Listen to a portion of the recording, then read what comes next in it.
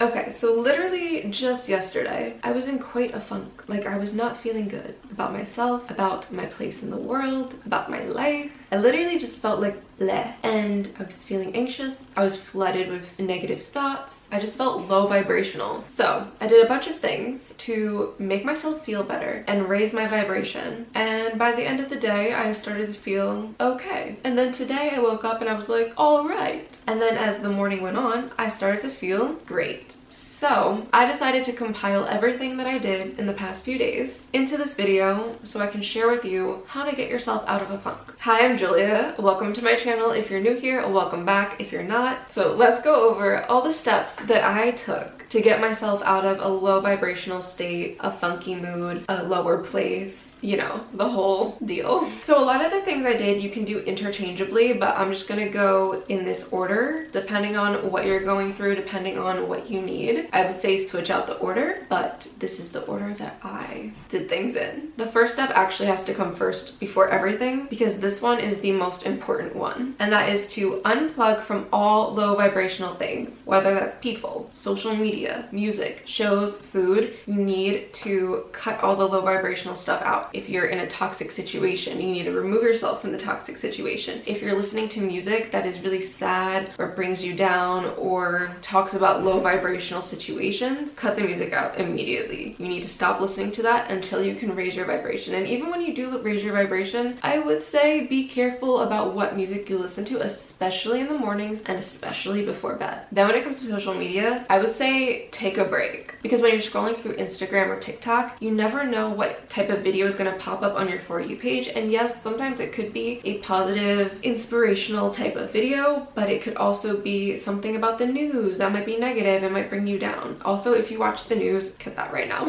When it comes to shows, be careful what you watch, especially right before bed, because if you put on some type of crime, drama, violent action show, that is going to really penetrate your vibrational field, your aura, and all those ideas of violence are going to be in the subconscious mind. And then when you go to sleep, you're going to dream of them. And what you dream of, then you wake up and you feel the emotions of, unless you meditate and clear it out. But even so, you're still gonna, like, that's more work. So it's better to just not put those low vibrational, more dense images and videos in your mind right before bed, or even just like in general, because if you're in a funky place to begin with, don't add on to it with more negative content. And for food, this one is so important and I feel like we don't talk about it enough, but the food you eat literally impacts your body probably more than almost anything else. I'm gonna say that because other things obviously really do impact you, but the food that we eat, we are literally physically consuming, and that has a huge impact on our health, on our mental states, on our emotional states. It's literally like becoming a part of us. So if you're eating a bunch of processed foods, a bunch of fried foods, a bunch of greasy takeout, stop. It's time to do a little health cleanse, because the foods that we eat can seriously impact us. And if we're eating a bunch of processed, chemically induced foods, we're going to be taking that in, and it's going to be absorbed by our bodies the way our nutrients would be absorbed, and it's going to go into our brains, and it's going to affect everything. So if you can cut out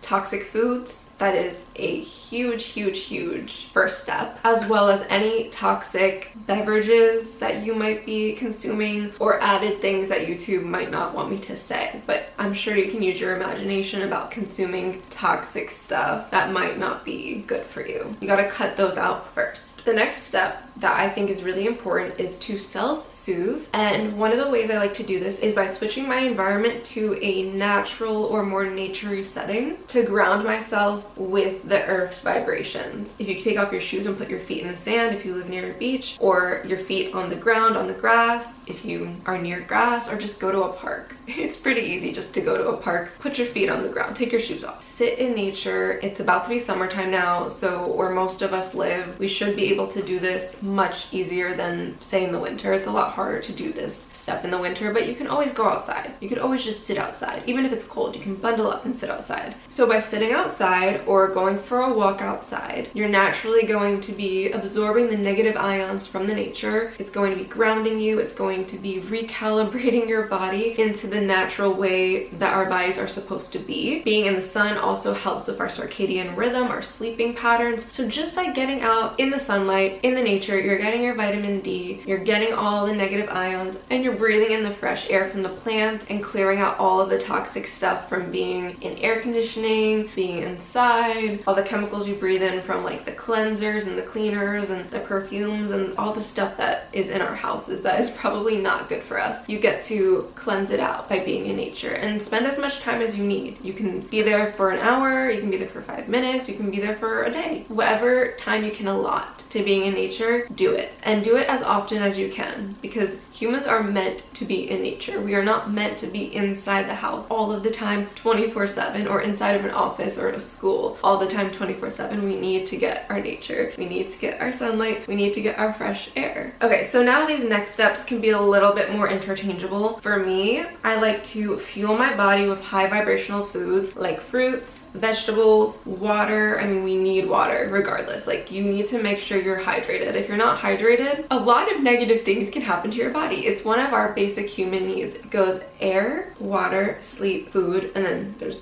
obviously more than that, but those are like the top 3 in that order. So making sure that we get enough water, fresh, clean water, maybe water that's alkaline, maybe water with electrolytes, but it needs to be fresh, clean water. We need a lot of that. Next, I would say if you can eat organic foods with a high water content as well, that's really important, like fruits and veggies. And one of the reasons why I'm emphasizing that we need to hydrate with water and that we should eat foods high in water isn't just because we need the hydration. We do need that. We need all of the hydration, minerals, electrolytes, all of that. But the beautiful thing about water is not only does it do all that for us, but it also is something you can charge with energy. When you charge your water with positive vibrations, you're consuming all those positive vibrations. And there's been tests to show that water that is sent loving energy is a lot different than water that is sent negative energy. And it shows in the microscopic cameras that they use on it. I talked about this certain experiment before in one of my videos called the rice experiment. And it's basically where they take 3 jars of rice. We have the love rice, the neutral rice, and the hate rice. And in the experiment with the love rice, people say loving affirmations to the rice for 5 minutes a day. Then they have a rice jar, which is neutral, which is just completely ignored. And then there's a rice jar of negative affirmations for 5 minutes a day called the hate rice. Well, if you do this experiment for like 3 weeks to a month, you're gonna notice the differences between the love rice, the neutral rice, and the hate rice. Basically, the love rice is gonna stay a lot more fresh, a lot more clean. The neutral rice might have some mold, might be a little whatever. The hate rice is going to be completely moldy, completely gross, completely infected. And the only difference that these rice jars experienced was loving affirmations versus no affirmations versus hate affirmations. And what is rice mostly filled with? Water. When you have dried out rice, it's most likely not going to mold within a 3 to 4 week period. So we know for a fact that the water is the reason the rice changed in its expirationness based off of the loving affirmations versus the not loving affirmations. So if you think of it with a human, we are the same. We are mostly made up of water. So if you're saying kind things to yourself, if you're blessing your water and saying loving affirmations to your water that you're consuming, you are consuming love water, and it's going to make you feel more loved. It's going to increase the health of your body in ways that just drinking regular water wouldn't do for you. I know it sounds a little crazy, but science has backed it up. Yes, drinking normal water is important and you should drink your water regardless, but if you add a little extra flair of love affirmations, blessing your water, charging your water, you just might feel a difference. Next is sleep. And like I said, you can change this out. If you need more sleep than you do food or water, prioritize that. But sleep is so important. When we don't get enough sleep, our body does not function right. Our moods are weird. We're exhausted. We don't know what we're doing. We could cause accidents. Just a lot of things can go wrong when you don't get enough sleep. So if you're in a weird mood and it's nighttime and you're scrolling on your phone and you're doing this and you're doing that, just take a break and allow yourself to rest. I know it can be hard sometimes dealing with anxiety or if you have insomnia, but if you can make time to sleep, you're gonna feel a lot better. If there's certain things you can do to help yourself get a better rest, like spending more time outside in the sunlight, that balances your circadian rhythm. That's why that point was number 2 on my list of things you need to do. You can also work out during the day in the morning time. That can help with sleep. Not drinking caffeine can also help with sleep. You do a full day of activities, that can help. And not looking at your phone or screens too close to bedtime. At least giving an hour in between the time you get into bed from the time you look at your screen. Also, another thing that will help with sleep is having a separation between work and rest. So for me, I have one room that I do everything in. So I don't really have that separation of a different room. But luckily, I have this bed that turns into a desk. So when I'm not sleeping, my bed is not out. It's in desk form. And that helps me a lot. But I know not everybody has a desk bed that you can close up and open up. So if you do have a bed in your room and you do everything in your room, make sure you have a desk or some type of chair and table that you do your stuff in, and that you don't just go lay in your bed and do your work. It's really important to have a separation between work and sleep, or life and sleep, whatever it is. Only be in your bed when you're going to sleep, and that can really help as well with sleeping. Something I've been doing a lot more recently, like I've been doing this consistently recently, and it has helped me a lot, which is meditating. I know meditating can seem very difficult, especially at first, and I know for myself I had a lot of resistance to doing it, but you can look up guided meditations on YouTube. There's so many. There's also a lot of different breathing exercises that you can do to calm your body and your mind and get yourself into a more meditative state. I would just say the more you practice it, the better you get at it, and the more you enjoy it and the more you want to do it. Meditating shouldn't be something that stresses you out. It should be something that you can feel relaxed while doing. So if you don't feel relaxed while doing it and you're having a flood of thoughts, just allow those thoughts to be there. Be like, okay, you're here. And try not to stick to any of them.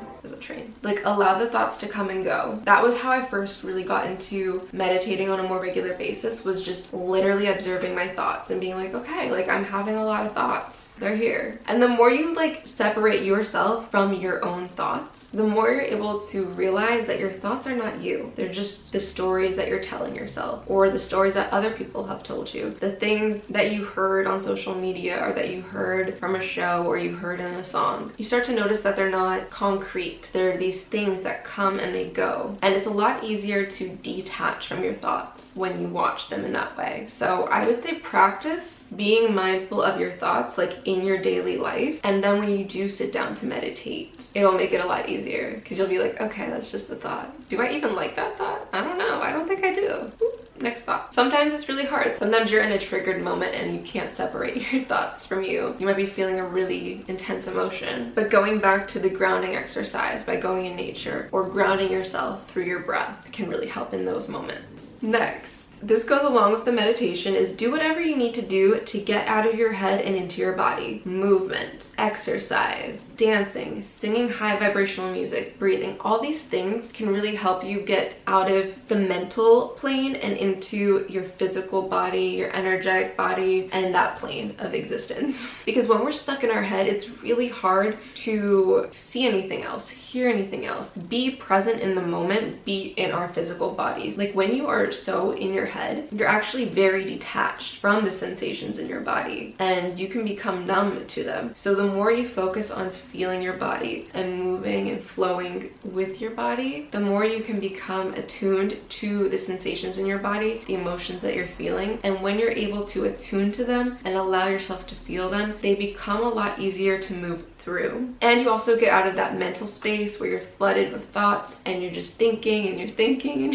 you know, when you're in a thought spiral, by getting into your body, it's like a whole new world that you get to experience. And yeah, sometimes you will feel pain in your body, like aches and this and that, and you know, whatever you may be going through. But also you can feel the pleasant feelings of just existing, like the vibrations within you. Sometimes when I lay down to go to sleep and I'm just relaxing, I may not even be meditating, I'm just literally like relaxing. I can feel like positive vibrations in my body. If you go outside and there's wind and you're in your body and you're present to it, you can feel the cool breeze, and that feels pleasant. If you sit in the sun, you can feel the warm radiance of the sun on your skin. That also feels pleasant. So when you get into your body, you're going to open yourself up to feeling certain pains that you may have, and that is okay, but you also get to open yourself up to feeling the pleasant sensations as well that you wouldn't even be aware of because you're just up in here. Trust me, I know I'm a big overthinker. I live here all the time. It is exhausting when you are so engulfed in the mental plane and all your thoughts. Like, it gives me headaches. And I know it probably gives you headaches too. So if you have been experiencing a lot more headaches, or you notice that like when you're thinking these negative thoughts and you're in a negative thought spiral, that you're developing headaches, it's because you're overthinking. You're thinking too hard. You're overusing this brain. This brain doesn't need to be used that much. It's a sign that you need to get into your body, especially if you're experiencing headaches.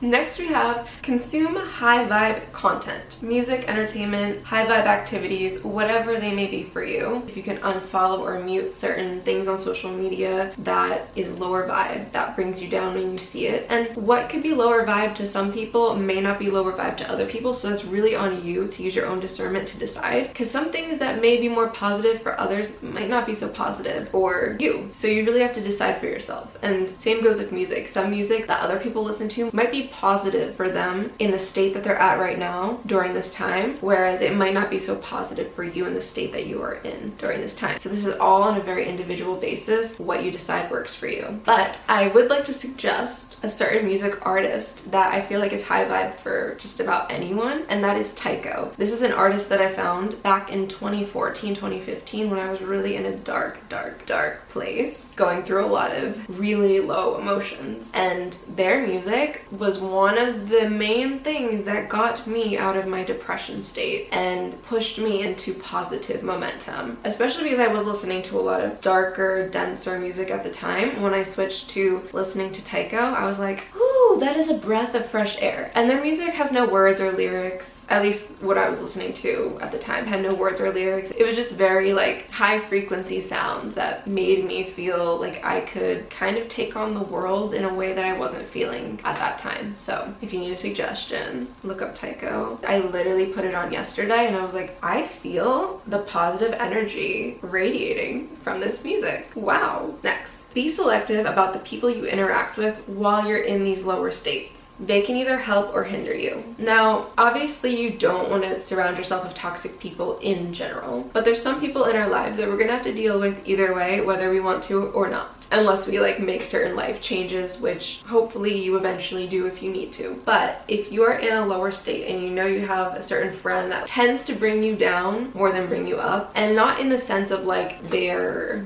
saying mean or disrespectful things to you, more in the sense of they're a complainer or just kind of a pessimistic type of person, I would say steer clear of them, because it's going to turn into a misery loves company situation, and that's not going to get you out of your funk. It's just going to reinforce the negative feelings that you're already feeling. But the contrary is true. If you do have some friends that are more optimistic and look at things as like the glass is half full versus half empty, I would say it would be a good idea to surround yourself with them, because their positive attitudes will rub off on you. But if you don't have anyone in your life like that, I would say just stick to yourself. Be in your own energy. You can bring yourself up. Sometimes that is the best thing to do. That's what I did yesterday, and honestly, it worked out just fine. So this last step is one of my favorites, and I honestly do this every day. Like, I think it's very, very important to always do this, no matter where you are in life, whether you're in a positive state or a more negative state. This is just something that will make you grow as a person, and that is to educate yourself or read books to help you learn what you need to learn to become the person that you want to be, or just to further yourself in certain areas where you need the most help. So I like to think of myself as a student of the world. You can learn from experiences, and I think you should. That's one very important way to learn, but you can also learn from educating yourself with books, videos, classes, courses, whatever it is that you think will help further you along in the areas that you want to be furthered along, whether that's learning a new skill or learning new knowledge or learning certain ways that you want to interact and be in this world, whether it's something that expands your consciousness, like reading the book The Power of Now, or if it's reading a book to teach you how to network for your business or be more social, like the book How to Win Friends and Influence People. Or even if it's you want to learn a new sport like tennis and taking tennis lessons, which is something I'm doing, and it's making me so happy. Like, I'm literally learning how to do something and I'm being active at the same time and I'm enjoying myself. Or maybe for you it could be learning an instrument that you always wanted to play, so you take lessons to learn learn how to play whatever that instrument is. And then you get to enjoy yourself by playing the instrument that you always wanted to play, and you're learning how to do it so you feel good because you're learning something new. Whatever it is, it doesn't matter what it is that you're learning. As long as you're doing something you're passionate about that makes you feel like you're growing. And doing that consistently is going to take you places that you can't even imagine, attracting people who are of like mind, who enjoy the same things. It will change your life, and that is probably one of the most important steps out of all of them, but I put it last because you really need to make sure you are good on all levels, energetic, mental, emotional, physical, before you can put all your energy into your passions and learning and growing. So that's it for this week's video. I will see you all in next week's video. I love you guys so much.